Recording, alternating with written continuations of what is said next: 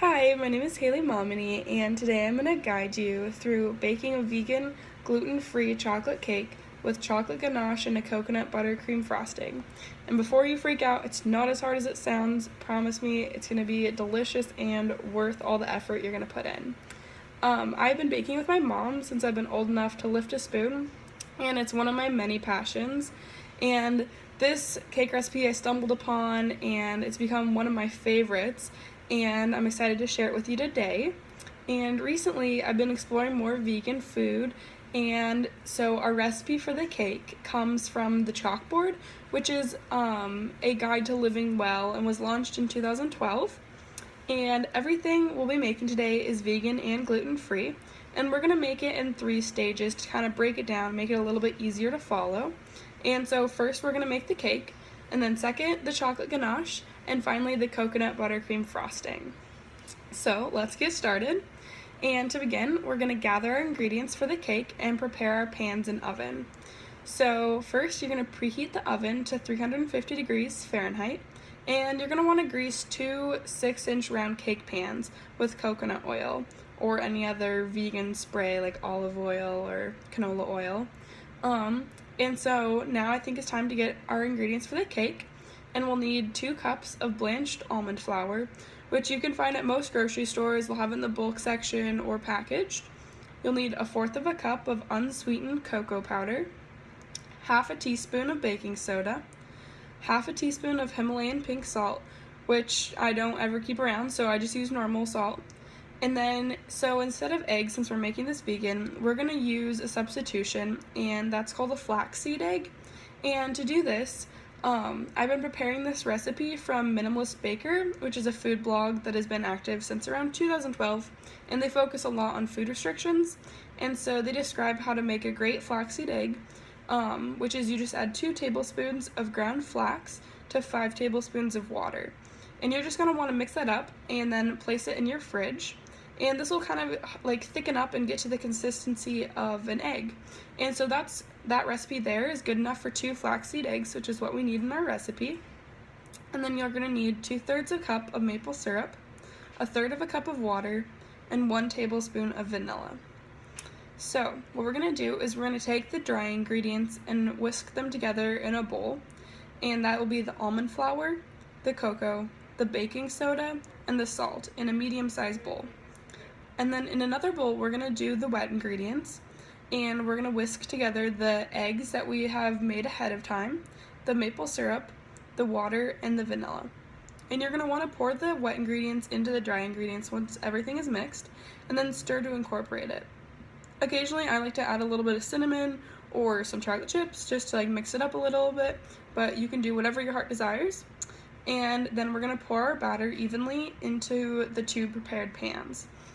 And then you're going to want to put it in the oven, which is at 350 degrees Fahrenheit, and you're going to want to bake it for 25 minutes or until, if you test it with a toothpick or a knife, that it comes out clean. So next, what we're going to do while that's baking is we're going to get together the chocolate ganache ingredients and get started on that to make the most use of our time. And so the ingredients we need for the ganache are 4 ounces of unsweetened bacon chocolate, 4 tablespoons of coconut oil, 4 tablespoons of maple syrup, half a cup of almond butter, and 1/4 cup of almond milk. And so what you're going to do is we're going to set up a double broiler, which if you've never done that before, it's very simple. You just take one larger saucepan, fill it partially up with water, and then place a smaller saucepan inside of it. And what this does is it helps evenly spread out the heat so that your thing that you're trying to melt doesn't burn as quick. And so what we're going to do is we're going to add the chocolate and the coconut oil into that double broiler and melt it, because chocolate has a tendency to start burning pretty quickly, so this is a good way to evenly melt it. And once it's melted, you're going to want to remove it from the heat, and then we're going to slowly add the maple syrup and stir to incorporate it into this mixture of chocolate and coconut oil, and then you're going to allow that to cool. And then what we're going to do is we're going to just add the almond butter just into that bowl right there and just mix it all up real well. And then add almond milk as you need for consistency. The mixture should be like pretty thick, and it's going to get thicker as it cools.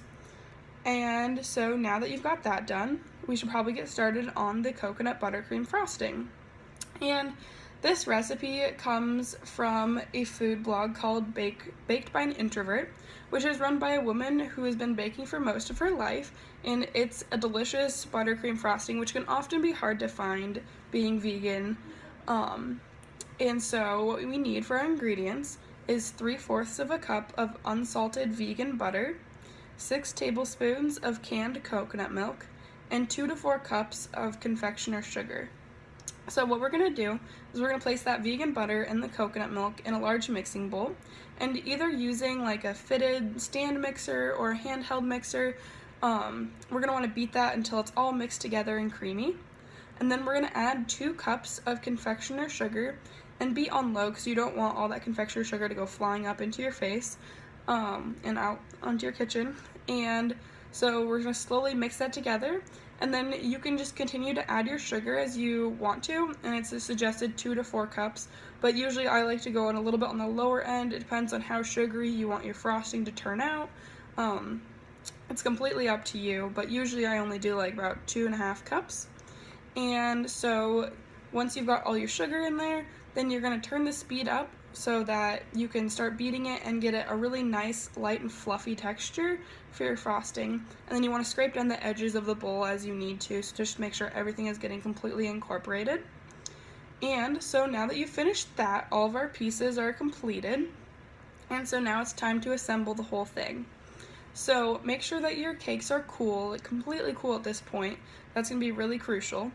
And what you're gonna want to do is place one cake onto a plate, and then pour the ganache. Make sure the ganache is a little bit warm just to make it a little bit easier to move around.